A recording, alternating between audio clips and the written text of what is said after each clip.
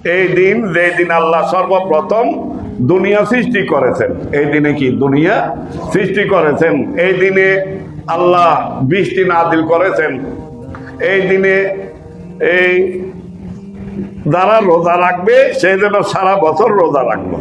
এবং বলা হচ্ছে হাদিসে পাকের আলোকে, এই দিনে যারা যার পরনে কাপড় নাই, অভাবের তারা নাই কাপড় চোপড়, তাদেরকে তারা কাপড় চোপড় দান করবে, আল্লাহ তাকে শক্ত আযাব থেকে রক্ষা করবেন। এই দিনের মধ্যে যারা এই রোগী দেখবে, রোগীকে সেবা করবে, আল্লাহ তাকে জটিল কঠিন রোগ থেকে রক্ষা করবেন।